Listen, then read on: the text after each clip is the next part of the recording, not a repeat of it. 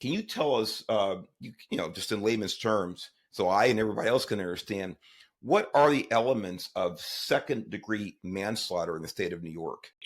Well, the best way to describe manslaughter is you don't have the intent. The intent is not to cause a serious physical injury or death. Um, and that is when we have the intent to cause a serious physical injury or death, and we cause the death, that's when we have murder. And then we have, I know you asked me about manslaughter, but I just kind of want to bring this Abs- down the chain. So Please with do. Right, right. So if you intend to kill someone and you cause that person's death, we have murder. If you're acting in a capacity of being super reckless and you cause a person's death, that's murder as well. And I'll give you an example, super reckless. If I put a bunch of cans on the top of my roof and I have my AK-47 and I'm shooting the cans, should I understand that there's a perceived risk in these bullets hitting the can and killing someone across the street? Yes, but I disregard that risk, and that would amount to murder. Now, when I think about manslaughter, the manslaughter is different because now we intend a physical injury and we cause the death of someone. So, an example of intending to cause a physical injury, which results to someone's death, is I get into a fight with someone and I punch the person in the face. I punch the person in the face, they fall to the ground, they hit their head on the curb, and they die. That would be an example of a manslaughter. I intended one thing, but I caused something else.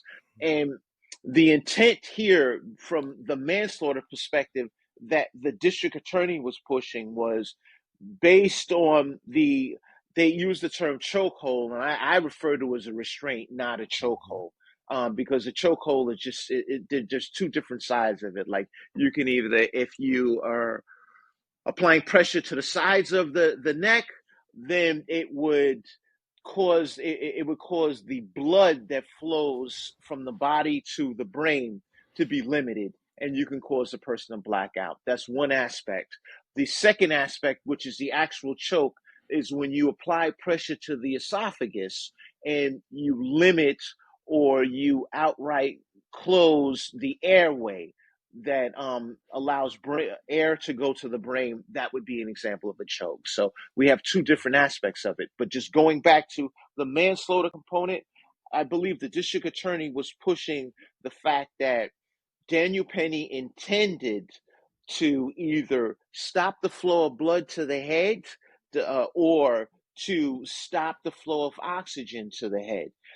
However, in the process of that, that's what caused his death. So the intent wasn't to cause death, but the intent was to actually asphyxiate or even or limit the flow of blood that went to the head. So that was the aspect of the manslaughter.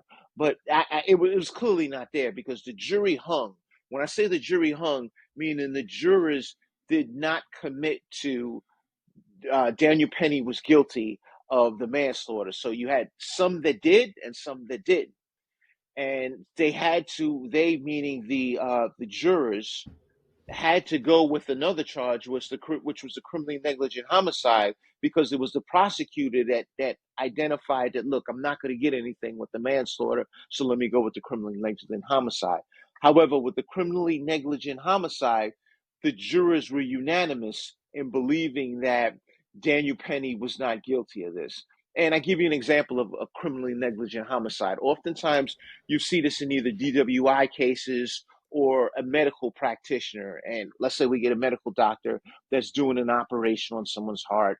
And the way the medical practitioner was trained, they should have been able to determine that whatever process they were going through was not what they were supposed to do, but they did it and it caused a person's death.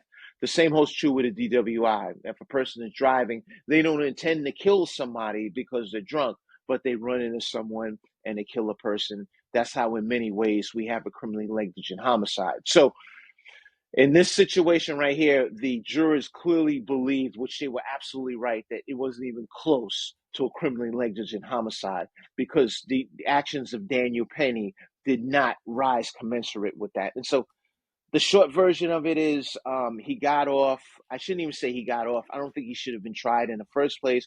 I think Mhm. that this was something, as you mentioned in the earlier part of this, Daniel District Attorney Bragg pushed a political agenda and not an agenda that suited the appropriate charging of a defendant in this particular case. Justice came to fruition. Daniel Penny was acquitted, and now the district attorney has egg all over his face.